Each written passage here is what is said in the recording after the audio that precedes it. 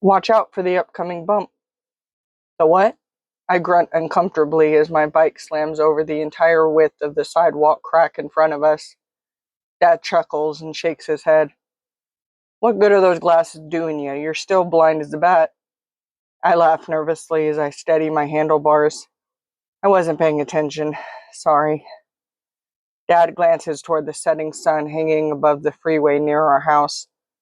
Orange light stretches across the pavement ahead of us. One day it won't be as easy for you to live in your imagination, he says. Eventually, it'll be time to join us here in the real world. He looks down at me and smiles. It isn't all bad, though. There are good moments, too. I push my glasses higher up my nose.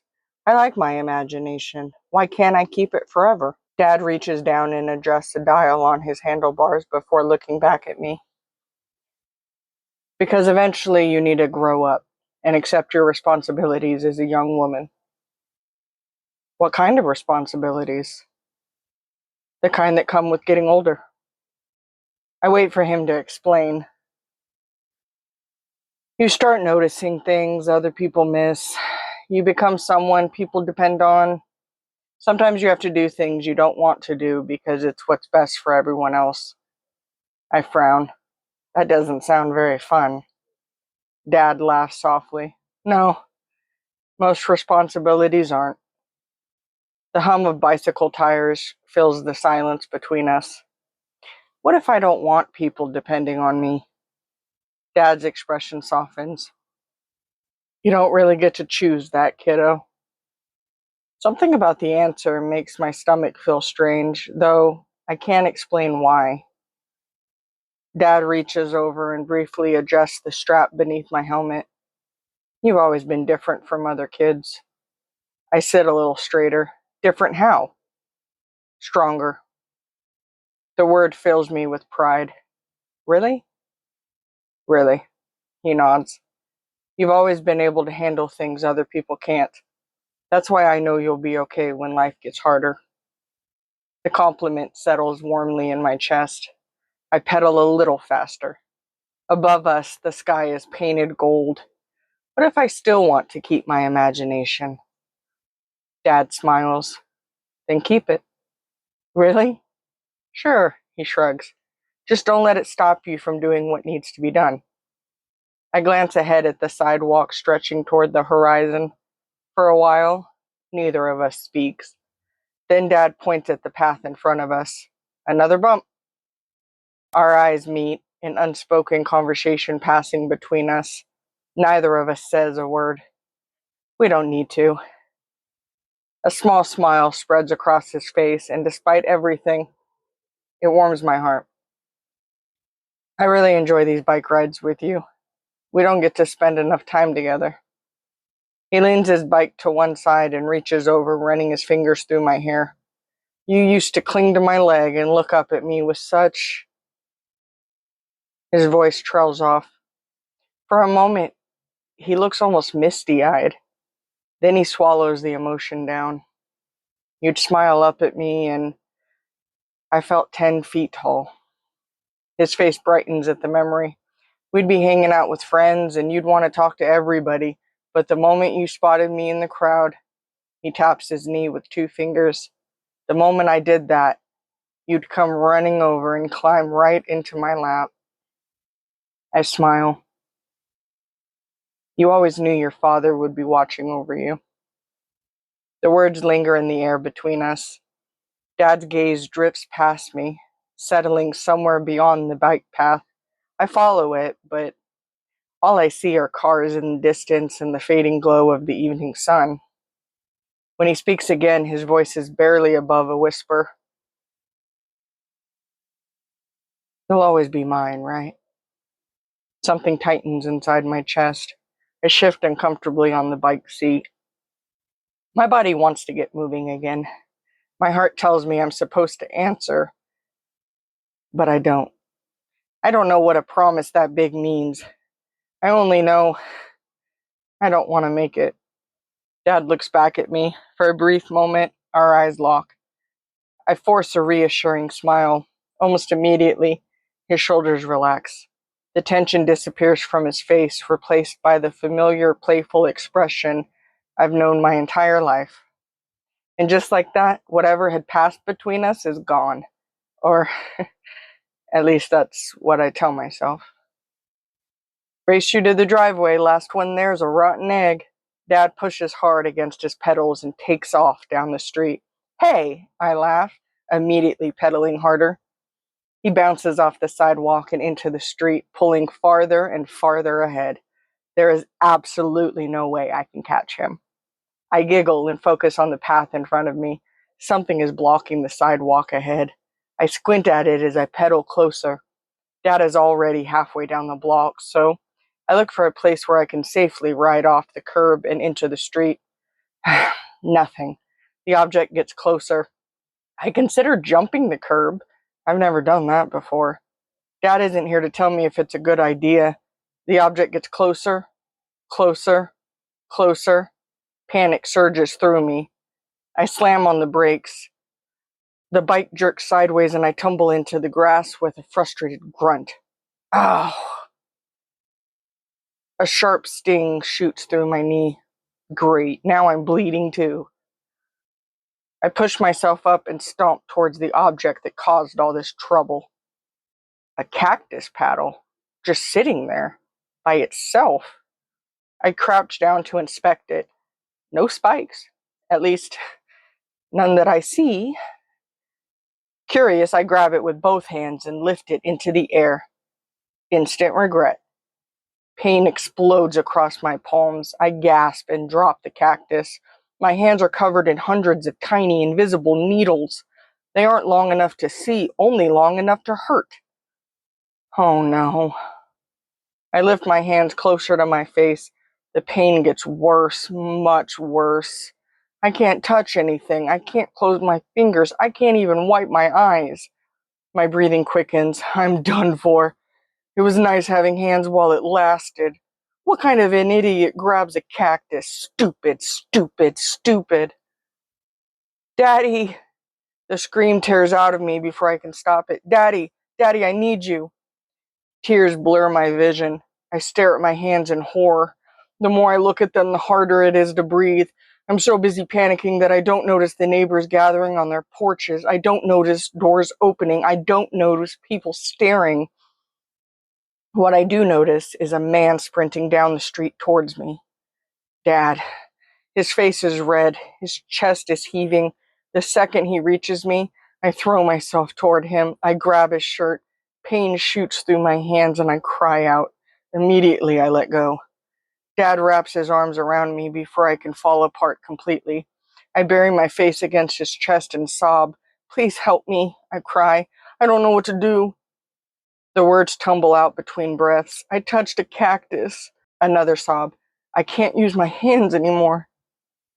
He gently pulls me away from his chest, carefully grabbing the tops of my hands so he won't press the tiny spines any deeper into my skin. Turning my palms over, he examines them. When he looks back up at me, there is genuine heartbreak in his eyes. "Bea," he sighs. "Why would you ever touch a cactus?" "I don't know," I sputter, equal parts embarrassed and terrified. "It didn't look spiky." Fresh tears spill down my cheeks. What do I do now? My breathing starts to hitch again. Hey, hey. Dad's voice softens immediately. It's okay. I've got you. I shake my head frantically. No, it's not okay. It is. No, it's not. Dad kneels in front of me. Kiddo, listen to me. I have an idea. It isn't going to be fun, but it's necessary. My stomach immediately twists itself into a knot. I take a step backward. You know what? It's okay. I can just wait for the pricklies to fall out. Dad raises an eyebrow. I don't need help anymore. A small smile tugs at the corner of his mouth. That's not how this works. He gently keeps hold of one of my wrists before I can retreat any farther. I hate to break it to you, but cactus prickles don't just magically fall out. A miserable whine escapes my throat. I curl inward, protecting my hands against my chest. I don't know what you're going to do, and it scares me.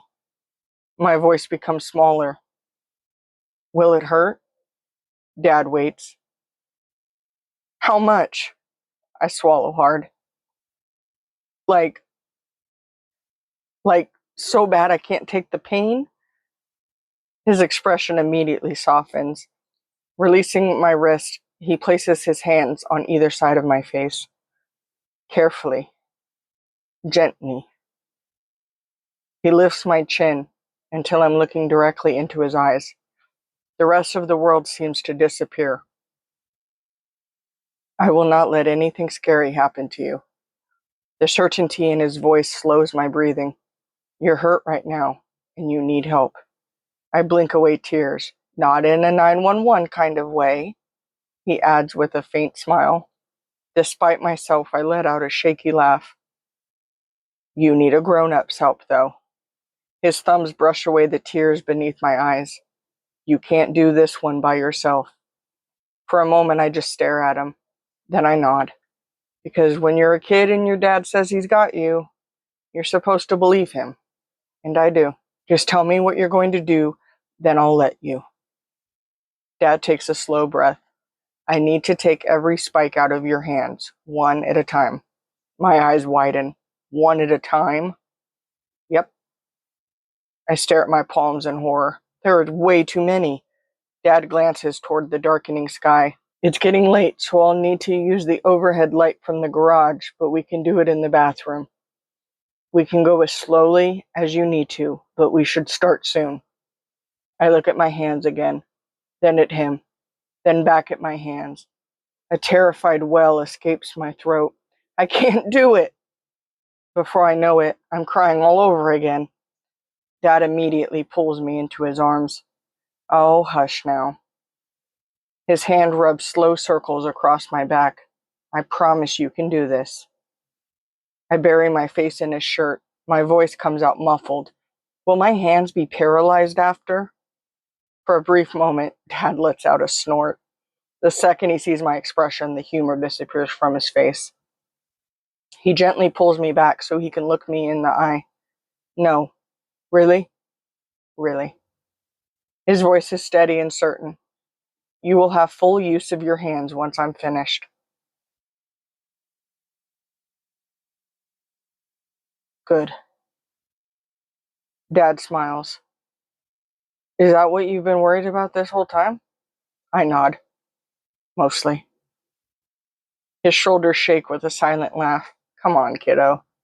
He carefully takes hold of my wrist and starts leading me toward home. Let's save your hands.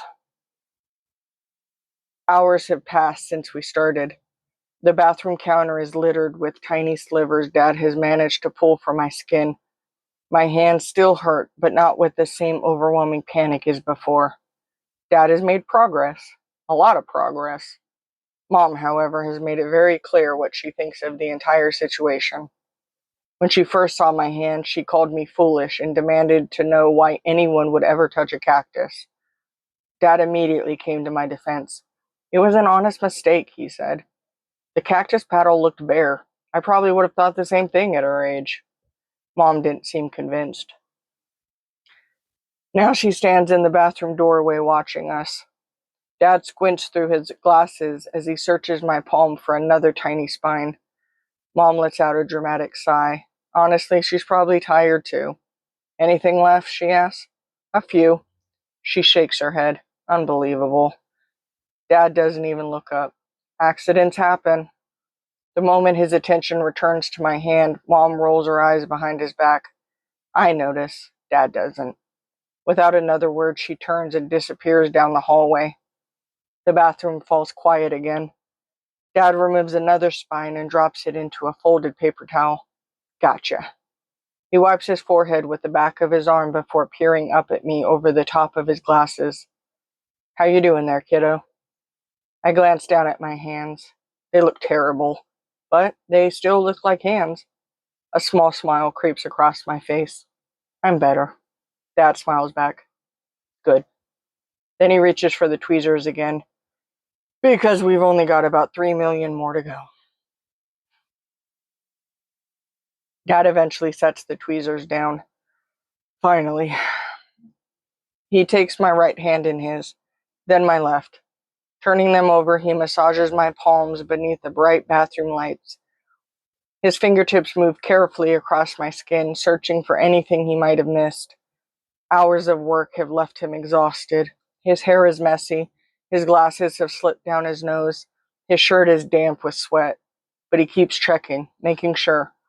His thumb passes over a spot near the base of my thumb. I flinch. Immediately, his eyes narrow. Hold on. The tweezers are back in his hand within seconds. A quick pinch, a tiny sting, another invisible prickle removed. There we go. He tosses it into the growing pile and takes my hands again. This time, his fingers move across my skin without interruption. No flinching, no pain. Dad's face breaks into a grin. You were so brave. His thumbs continue rubbing gentle circles across my palms. I'm proud of you. The bathroom suddenly feels very quiet. I stare down at her hands. His are so much bigger than mine. Strong, steady, safe. A lump forms in my throat. Why? The word slips out before I can stop it. Dad tilts his head. Why what? I swallow hard. Why didn't you, my voice trails off. For the first time all evening, Dad looks confused. Why didn't I what? I stare at our hands, at the way he's holding them, at the way he's always known how to hold them. The lump in my throat grows larger. That night, the smile disappears from his face, just a little. Not enough for someone else to notice. Enough for me. When I asked you to hold my hand, you said no. The bathroom feels smaller, the air heavier. I keep my eyes fixed on her hands because I can't bear to look at his face. You held my hand today. My voice cracks. You hold my hand when everyone else is around. Silence. But that night, you said no. I finally forced myself to look up at him. You told me I wasn't allowed to say no to you. The words hang between us, sharp, unmovable. Then you said no to me. My chest aches. Why? The question comes out smaller than I intended. Smaller, younger. What made you not want to hold my hand? Dad releases my hands so abruptly that they fall into my lap. Then he stands. The movement is so sudden that I flinch. A moment ago he had been smiling. A moment ago he had been proud of me. Now his entire demeanor has changed. His shoulders are rigid, his jaw is tight, the warmth is gone. Why would you ask me something like that? His voice sounds different, sharper. What are you even talking about? Somewhere beyond the bathroom walls, laughter drifts through the house. For a strange moment, it almost sounds like the laughter is directed at me. Like an unseen audience has been waiting for this exact moment, waiting for me to say the wrong thing. My stomach twists painfully. I watch Dad take a step backward, then another, as though I have suddenly become something dangerous, something contaminated. The distance hurts, especially after everything that happened tonight. After hours spent side by side, after all the reassurance, after the gentleness, without thinking I reach toward him, the same way I always do when I'm scared. My fingers find nothing but empty air. The rejection lands like a punch to the chest. I don't know why I said that. The words tumble out. I'm sorry. Dad says nothing. My voice trembles. Daddy, don't leave me. His expression hardens. Some thanks for helping you would have been nice. The shame hits immediately, hot, crushing. Wait, no. Panic floods my chest. Don't leave. I stand so quickly my knees nearly buckle beneath me. I'm sorry. Dad turns away. Daddy, I'm sorry. He keeps walking. I'm sorry. The words chase after him down the hallway. They never catch up. His footsteps are already disappearing toward the living room before my final apology leaves my mouth. Silence settles over the bathroom. I lower my eyes to my hands, the same hands he spent hours saving. Slowly, I rub one palm with the other.